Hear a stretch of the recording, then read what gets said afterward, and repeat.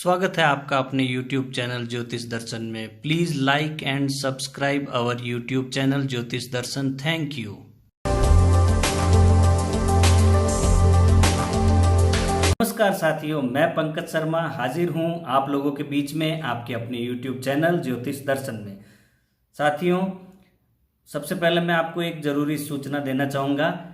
हमारे YouTube channel के हम 4 वीडियो पहले लेकर आ चुके हैं। ये 5वां वीडियो है।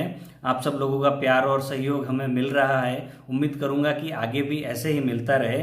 तो एक मेरी गुजारिश थी आप लोगों से कि आप इस YouTube चैनल को, ये आपका YouTube चैनल है, इसको लाइक और सब्सक्राइब ज़रूर करें और बेल आइकन प्रेस कर दें। बेल आइकन प्रेस करने से आपको ये वीडियो हमारे द्वारा जब भी कोई नया वीडियो बनाया जाएगा हमारे YouTube चैनल पर, तो आपको वह सबसे पहले मिल जाएगा। तो इसी गुजारिश को मैं आप लोगों से करना चाहूँगा कि आप लोगों का प्यार और सहयोग वास्तव में हमें बहुत अच्छा मिल रहा है। तो उसी प्यार और सहयोग को बनाए हुए आप इस वीडियो को आगे से आगे बढ़ाने में हमारा और हमको सहयोग दे सकते हैं, हमारा संबल बना सकते हैं आप लोग। हमको बहुत अच्छा लगेगा यदि आप इनको लाइक करते हैं, शेयर करते हैं, अपने मिलने वालों को आप इन वीडियो को पहुंचाते हैं। तो दोस्तों, यह चैनल आप लोगों के लिए ज्योतिष की जानकारी के लिए बनाया गया है। ज्योतिष विज्ञान से जुड़ी हुई अहम जानकारियाँ, ज्योतिष विज्ञान को जो सीखने का तरीका है, कुंडली को विवेचन करने का तरीका है, कुंडली को कैसे पढ़ना है, कैसे जानना है, आप अपनी कुंडली के 12 भाव 12 घरों को कैसे पढ़ सकते हैं, ग्रहों की प्लेसमेंट देख सकते हैं, कौन सा ग्रह कहाँ बैठा है, आपका लग्नेश कौन है, उस लग्नेश के अनुसार उस लग्नेश ने कौन कौन से घरों को कौन कौन से डिपार्टमेंट दिए हैं, कौन कौन से उनके ग्रहों के स्वामी हुए। तो यह सीखने का जो तरीका है वो अनवरत चलता रहेगा। आप हमारे चैनल से जुड़े हुए रहेंगे तब तक ये चलता रहेगा और उम्मीद करता हूँ कि जितनी मुझे जानकारी है वो आपको सिखाता रहूं। और मज़ा आता है सच में आप लोगों तक ये जानकारी शेयर करते हुए। जितना ज्योतिष का जो सीखा हुआ है वो आप लोगों को सिखा सकें तो बड़ा अच्छा लगता है। और आप लोग जब रेस्पॉन्स भी देते हैं, आपके कमेंट्स भी आते हैं और आप और नई नई जानकारियाँ पूछते हैं तो और अच्छा लगता है। चलिए अब इसी कड़ी में मैं आज आपको कुंडली के त्रिकोण, केंद्र, त्रिक और उपाच्य स्थान के बारे में बताता हूँ। तो जैसे कि आप सब लोग देख पा रहे हैं, आपके सामने मैंने एक कुंडली ड्रॉ करी है। इस कुंडली में आप देख लीजिए कि यह पहला घर हो गया, पहला भाव, यह दूसरा घर हो गया, यह तीसरा घर हो गया, यह चौथा हो गया, यह 5वां घर हो गया, यह 6ठा घर हो गया, यह 7वां घर हो गया, यह 8वां घर हो गया, ये 9वां घर हो गया, ये 10वां घर, ये 11वां घर और ये 12वां घर। तो अब तक जो हमारे वीडियो देख चुके हैं उनको यह जानकारी तो हो गई है कि ये जो 12 घर हैं, ये 12 घर 12 भाव ये किस चीज़ के लिए हैं। पहले घर का क्या मतलब है, ये इस घर में क्या क्या देखा जाता है, खुद को देखा जाता है, दूसरे घर में कुटुंब देखा जाता है, तीसरे में पराक्रम, चौथे में घर, गाड़ी, माता, ये सारे आप 12 घर पहले मैं आपको पहले सब कुछ बता चुका हूँ। तो उसमें अब मैं वापस बताऊँ तो मुझे लगेगा कि और ज़्यादा इस वीडियो को टाइम लग जाएगा और वीडियो लंबा हो जाएगा। मैं चाहता हूँ कि आपको कम टाइम में अच्छी जानकारी दे दूँ। तो चलिए हम शुरू करते हैं। सबसे पहले ये जो चारों घर हो गए, पहला घर, चौथा, 7वां और 10वां, ये जो 1, 4, 7 और 10 आप देख रहे हैं, यह जिस भी घर में लिखा है उसे केंद्र कहा जाता है। ये कुंडली का केंद्र हो गया दोस्तों, सेंटर हो गया। तो कुंडली का केंद्र जो होता है वो अच्छा भी हो सकता है और बुरा भी हो सकता है। तो कुंडली का जो ये केंद्र आप लोग देख रहे हैं ये अच्छा भी हो सकता है और बुरा भी हो सकता है। तो ये हो गया केंद्र। अब देखिए मैं आपको बताता हूँ कि 1, 5 और 9 ये जो तीनों घर हैं कुंडली के, ये कुंडली का त्रिकोण हो गया। 1, 5, 9 ये कुंडली का त्रिकोण हुआ। तो बहुत सारे मित्रों, बहुत सारे जो ज्योतिषविद हैं वो कहते हैं कि त्रिकोण जो है आपका, आप त्रिकोण धारण कर लो, परंतु त्रिकोण धारण करने से पहले ग्रहों की प्लेसमेंट भी मेरे हिसाब से देखनी बहुत जरूरी है, क्योंकि जैसे पांचवें घर का स्वामी सूर्य देव हुए, ये सूर्य देव इनकी प्लेसमेंट अगर यहाँ हो जाती है, ये सातवें घर में आके बैठ जाते हैं और कोई आपको कह देता है कि आप रूबी पहन लो, आपका त्रिकोण अच्छा है, आप रूबी पहन लो, और यदि आप ऐसे में रूबी पहन लेते हैं तो आप समझ लीजिए कि आपकी उल्टी गिनती यहाँ से चालू हो गई, आपको बहुत ही बुरे परिणाम यहाँ से मिलने लग जाएंगे।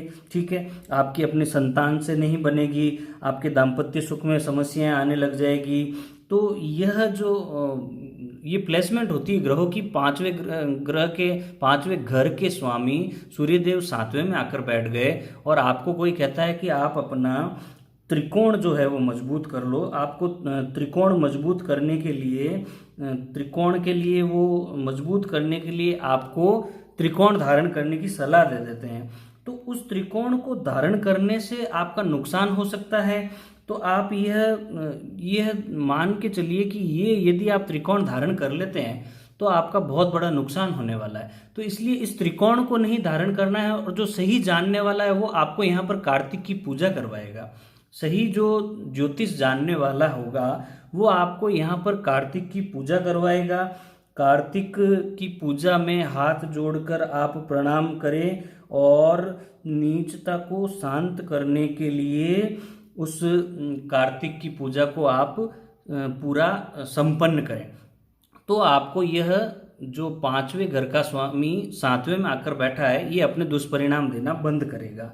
चलिए दोस्तों, एक चीज और बता दो, चलो इसमें ये तो हो गए सूर्यदेव यहाँ पर आके बैठे, नवमा घर जैसे हो गया, तो बृहस्पति नवमेंश हो गए, ये त्रिकोण है ना, त्रिकोण 1 5 9, इसमें बृहस्पति जो नवमेंश है वह नवमेश त्रिकोण का जो स्वामी है वो 10वें घर में आकर यदि बैठ जाए और किसी ने कह दिया कि त्रिकोण मजबूत कर लो, तो त्रिकोण मजबूत तो नहीं होगा, त्रिकोण गड़बड़ हो जाएगा, क्योंकि यहाँ प्लेसमेंट सही नहीं है।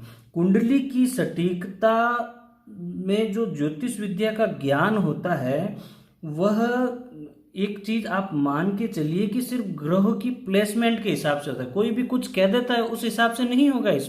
इसमें ग्रहों की प्लेसमेंट क्या है उस हिसाब से आप उनका जो उनकी थ्योरीज होती है उनको आप निकाल सकते हैं। तो अब जैसे कि एक सीधी सी चीज है, यदि यहाँ पर एक पहली राशि का स्वामी मंगल है, यह चौथे घर में चला जाए तो ये चौथे घर में जाते ही यह नीच का हो जाएगा। इसको कभी मूंगा नहीं पहनना है।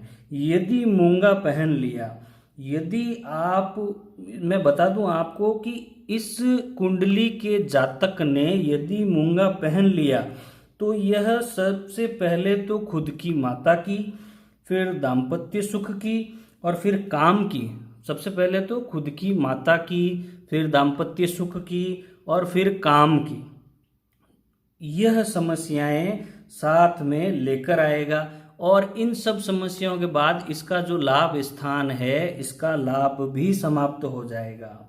तो यह इस मेरे समझाने का उद्देश्य यह था कि त्रिकोण सदा अच्छा नहीं होता, त्रिकोण सदा अच्छा नहीं होता, यह बात आप मान लीजिए। आपको जो सिखाते हैं, कहते हैं, कुंडली देखते ही कहते थे अरे आपका तो त्रिकोण बहुत अच्छा है, अरे आपका त्रिकोण बहुत अच्छा है, आप तो आपकी कुंडली बहुत अच्छी है। लेकिन सही बात तो यह है कि त्रिकोण अच्छा होने से पहले उसके ग्रहों की प्लेसमेंट तो आप देख लो कि कौन सा ग्रह कहाँ बैठा है।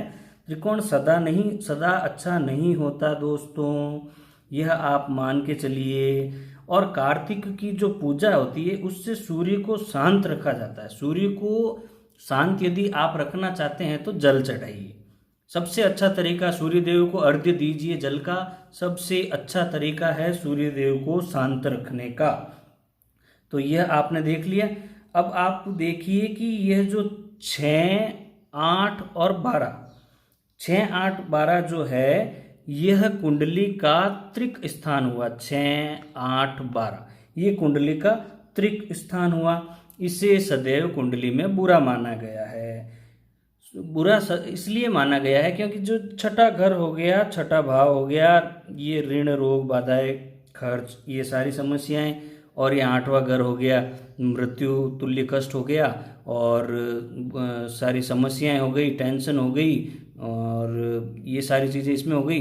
12वां घर हो गया तो ये जेल यात्रा का, अस्पताल के खर्चों का, और ये इस तरह का जो नुकसान है ये 6, 8, 12 इन तीनों स्थानों पर बहुत सारा नुकसान पड़ा, आपकी ज़िंदगी की सारी समस्याएं इसमें पड़ी गई। तो ये आप मान के चलिए कि जो ये 6, 8, 12 जो हो गया आपका त्रिक स्थान, ये सदैव पूरा हो गया। ठीक है, तो अब आगे बात करते हैं हम 3, 6 और 11 की। 3, 6, 11 साथियों उपाच्य स्थान माना गया है। यह उपाच्य स्थान अच्छा भी हो सकता है और बुरा भी हो सकता है, डिपेंड ऑन प्लेसमेंट्स ऑफ ग्रहस, जो प्लैनेट्स, जो आपके प्लैनेट्स हैं उनकी जो प्लेसमेंट होगी उसके आधार पर ये निर्धारित होगा।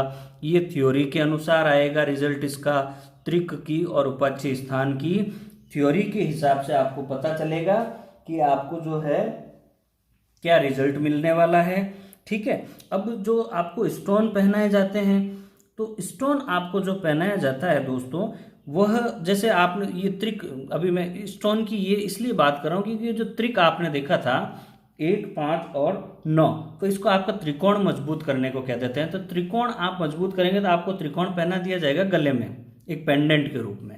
तो गले में पहना हुआ आपके काम नहीं आएगा, क्योंकि गले में पहना हुआ आपके इसलिए काम नहीं आएगा कि आप जो स्टोन पहनते हैं वो आपकी बॉडी से सीधा कनेक्ट होता है, और उस स्टोन में जो रश्मियां होती है, जिस ग्रह का आपके अंदर प्रभाव कम होता है उस ग्रह की रश्मियां आपकी बॉडी के अंदर आती है, जो किरणें होती है वह आपकी बॉडी के अंदर आती है, और आपकी बॉडी में वो एनर्जी के रूप में जिस ग्रह की किरणें आपके शरीर में चाहिए, जिसको आपको और अच्छा करना है, तो वह स्टोन वहां पर काम आएगा।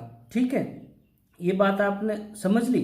अब मैं आपको बताता हूं 3 जो सिद्धांत है, 3 एस्ट्रोलॉजी के जो 3 फॉर्मूले हैं, 3 सिद्धांत है, यदि आप वो जान ले तो ज्योतिष विज्ञान आपके लिए बिल्कुल सरल और समझने योग्य हो जाएगा। उन 3 फॉर्मूलों में ऐसा है कि सबसे पहला फॉर्मूला तो यह है कि आप सदैव मान के चलिए कि अच्छे घर का जो स्वामी होता है, अच्छे घर का मालिक है, वह यदि अच्छी जगह पे बैठ जाए तो सदैव अच्छे रिजल्ट देगा। बुरे, ये अच्छे ग्रह का स्वामी हो गया। फिर अच्छे ग्रह का स्वामी यदि बुरी जगह पर बैठ जाए तो वो अच्छा परिणाम आपको नहीं देगा कभी भी। और तीसरा यह है कि बुरे ग्रह का मालिक सदैव बुरे परिणाम देगा जब तक कि उस पर कोई थ्योरी लागू नहीं होती, जैसे विपरीत राजयोग, ये थ्योरी लागू हो गई। तो इस तरह से ये फॉर्मूला आप ध्यान रखें कि अच्छे घर का मालिक अच्छी जगह और अच्छे घर का मालिक बुरी जगह और बुरे घर का मालिक सदैव बुरे परिणाम, यह तीनों इस हिसाब से परिणाम देंगे। तो कुंडली जो है उसमें सटीकता आपको समझ में आ गई कि सटीकता होनी बहुत ज़रूरी है। ऐसे वैसे कह देने से या ऐसे समझा देने से या अलग तरीके की जानकारी देने से को आपको कह दिया कि ये है, तो जैसे आपको जो बता दिया उसको आप मान कर चलो तो ठीक नहीं होगा मेरे हिसाब से। यदि आप थोड़ा खुद तार्किक रूप से सोचें और जो सही चीज़ें हैं, जो थ्योरीज दी हुई है ज्योतिष विज्ञान की, उनको आप देखें, अप्लाई करें तो ठीक रहेगा। जैसे कि मैंने बताया कि ये कुंडली थी, उसमें आपको मैंने केंद्र, त्रिकोण, त्रिक, उपाच्य स्थान ये सब बताए थे। तो होता है ऐसा, जैसे त्रिकोण के बारे में अभी मैंने आपको बताई, गलतफहमी दिमाग में डाल देते हैं, तो मैं गलतफहमी निकालना चाहता हूँ। जो प्रोग्राम के माध्यम से और जो टेलीविज़न के माध्यम से जो बताते हैं आपको ज्योतिषी कि आप इसको मजबूत कर दो, अच्छा रहेगा, तो कोई भी चीज़ सदैव अच्छी नहीं होती। आप आंख बंद करके विश्वास नहीं कर सकते कि ये चीज़ आपके लिए सदैव अच्छी होगी। तो दोस्तों यह आपके लिए एक नया और वीडियो था। उम्मीद करता हूँ आप सब लोगों को अच्छा लगा होगा, और धन्यवाद आपको एक बार फिर से वीडियो देखने के लिए। और एक बार फिर से गुजारिश कि इस हमारे YouTube चैनल के आप लगातार इसको देखते जाएं और वीडियो लाइक करते जाएं, सब्सक्राइब करते रहें और बेल आइकन को भी प्रेस करें, जिससे आपको समय समय पर जानकारियां उपलब्ध होती रहेगी। मेरा प्रयास है, मैं आप लोगों तक ज्योतिष का ज्ञान पहुंचाने की कोशिश कर रहा हूं, तो मैं मेरे प्रयास में कभी कमी आने नहीं दूंगा। मैं सदैव यही कोशिश करूंगा कि आप तक सटीक एवं सही जानकारी पहुंचे, जिसका आप लोगों को फायदा हो, आप खुद की कुंडली खुद देख सकें। जब भी आप खुद की कुंडली लेकर बैठे, आप उसमें से अपने प्लैनेट्स की जो पोजीशन है उसके हिसाब से कैलकुलेशन खुद निकाल लें और देख लें कि कौन सा ग्रह आपके लिए योग कारक है, कौन सा मारक है, कौन सा अच्छा प्रभाव दे रहा है, कौन सा बुरा प्रभाव दे रहा है। तो एक बार फिर से आपका धन्यवाद, नमस्कार।